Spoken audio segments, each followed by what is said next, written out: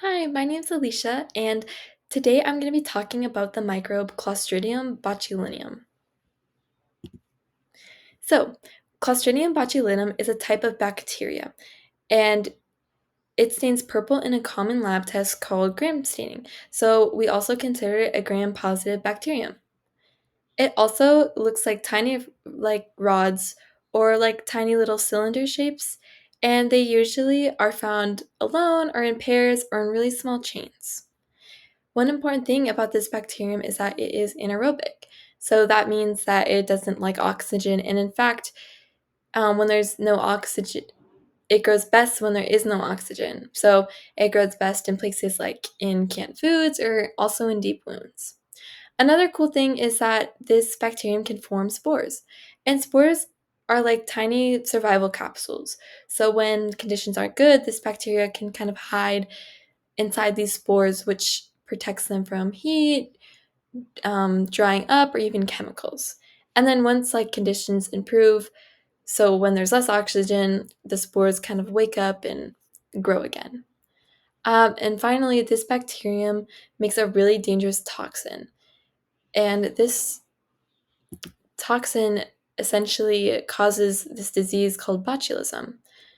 And this botulism is a kind of paralysis disease, so meaning that it stops your muscles from moving. And so, how it works is basically this toxin from the bacteria blocks messages from your nerves to your muscles. So, imagine your nerves is like your phone sending messages. So, it's like texting your friends, and when these messages are sent, it's like they're telling your muscles to move. So, when this toxin kind of, cuts out the Wi-Fi or you're in airplane mode, your muscles don't really get the message. And because of this, people with botulism might feel weak, have trouble swallowing, and if untreated, it can cause full paralysis, which can be life-threatening. So, how is it transmitted? Well, botulism can happen in a few ways. So, the first is eating food that wasn't canned or preserved properly. This food can essentially have spores or toxins already inside of them. Another way it's transmitted is through babies. So babies can get it when they swallow spores, often from honey or soil, and they get it because their intestines aren't necessarily ready to handle that type of toxin yet.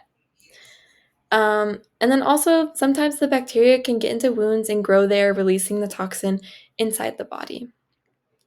So it's really about how the bacteria or spores get into places where they can grow without oxygen, and that's what makes the toxin. Even though there isn't necessarily a cure yet, it is preventable. So, first, by making sure that food is canned and preserved properly kills the spores and stops bacteria from growing.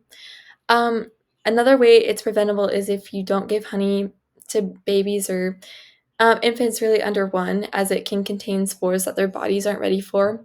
And another thing is just to keep wounds clean and treated quickly to stop bacteria from growing in them. Thank you so much for watching my video today.